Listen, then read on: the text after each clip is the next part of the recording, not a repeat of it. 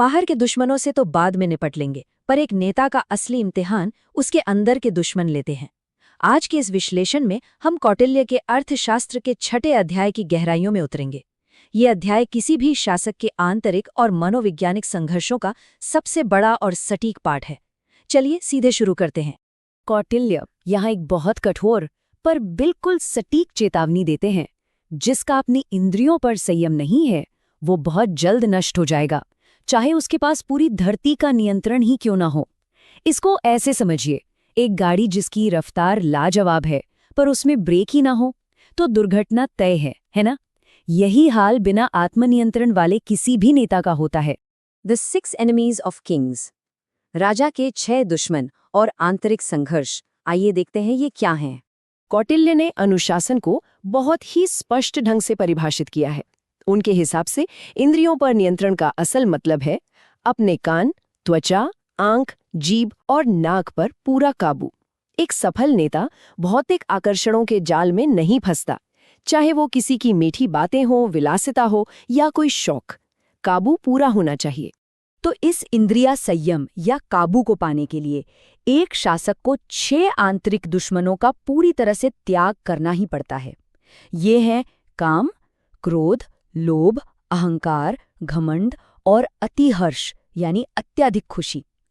अर्थशास्त्र बिल्कुल क्लियर करता है कि यही 6 कमजोरियां आखिरकार सबसे बड़े पतन का कारण बनती हैं। अब ये देखिए, कौटिल्य केवल नियम बनाकर नहीं छोड़ देते, बल्कि इतिहास और पौराणिक कथाओं की एक ऐसी लिस्ट पेश करते हैं जो सीधे मुद्दे पर आती है। यहाँ उन महान शासकों की सूची है जो इन्हीं 6 कमियों के शिकार हुए। उनकी बड़ी बड़ी सेनाएं भी उन्हें बचा नहीं पाईं, क्योंकि उन्होंने सबसे पहले अपने अंदर का संयम खोया था। Perils of lust and anger, काम और क्रोध के खतरे और उनके विनाशकारी परिणाम। संयम खोने का एक छोटा सा पल कितना भारी पड़ सकता है, ये राजा भोजा के उदाहरण से समझ आता है। उनके एक गलत आकर्षण और काम के आगे झुकने का नतीजा ये हुआ कि ना सिर्फ उनकी जान गई, बल्कि उनका पूरा राज्य और परिवार मिट्टी में मिल गया। एक गलती और सब कुछ खत्म। The flaw of anger versus the cost of fury. असल में क्रोध एक नेता की दूरदृष्टि और उसके विश्लेषण करने की क्षमता पर पर्दा डाल देता है। गुस्से में आकर जन्मेजया और तालाजंघा जैसे ताकतवर राजाओं ने बिल्कुल बिना सोचे समझे अपने ही समाज के प्रभावशाली लोगों पर हमला कर दिया। ये एक आत्मघाती कदम था जिसने उनके अस्तित्व को ही मिटाकर रख दिया। Grid and vanity bring रूइन। लोभ और अहंकार से कैसे विनाश होता है, अब इस तरफ चलते हैं। राजा एला की कहानी से हमें एक कड़ी चेतावनी मिलती है। लोभ के भारी प्रभाव में आकर उन्होंने लोगों से हद से ज्यादा धन वसूलने की कोशिश की। दौलत की इस भूख ने ऐसी नाराजगी पैदा की कि उनका पतन तय हो गया। ये बात तो आज भी पूरी तरह लागू होती है ना? जब कोई नेता जनता का पैसा निचोड़ता है तो वही लालच आखिरकार उसकी सत्ता की जड़ों को काट देता है। अहंकार और झूठा घमंड, ये दोनों ऐसे दुश्मन हैं जो तर्क को पूरी तरह मार देते हैं। रावण ने किसी और की पत्नी को लौटाने से इनकार किया और दुर्योधना ने अपने राज्य का एक छोटा सा हिस्सा देने से। इनके अहंकार ने उन्हें एक बहुत ही साधारण और तर्कसंगत समझौता करने से रोक दिया और नतीजा निकला उनका सर्वनाश। The danger of overjoy. अतिहर्ष यानी अत्यधिक खुशी का खतरा। थोड़ा अजीब लग सकता है कि खुशी से कैसा नुकसान, पर कौटिल्य कहते हैं कि अत्यधिक खुशी बेहद घातक हो सकती है। वातापी को ही लीजिए।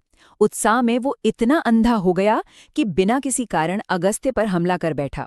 ये वैसा ही है जैसे जीतने से पहले जश्न मनाना और अति विश्वास में आकर कोई ऐसी गलती कर बैठना जो जानलेवा साबित हो।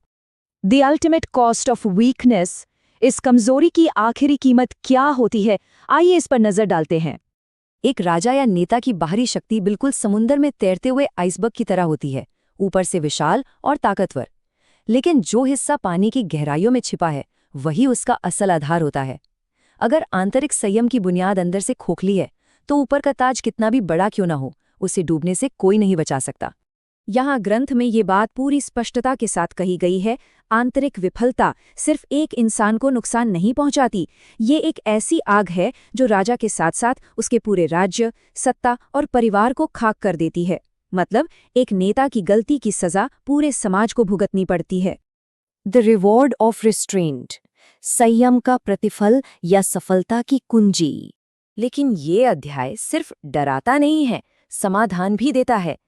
छठे अध्याय का सार ये है कि राजा नभागा और अम्बरीशा ने इन 6 आंतरिक दुश्मनों को जड़ से उखाड़ फेंका और एक लंबे समय तक राज किया। उन्होंने साबित किया कि खुद पर जीत ही दुनिया पर जीत का रास्ता खोलती है। संयम रखना कोई कमजोरी नहीं है, बल्कि शासन करने का सबसे असरदार हथियार है।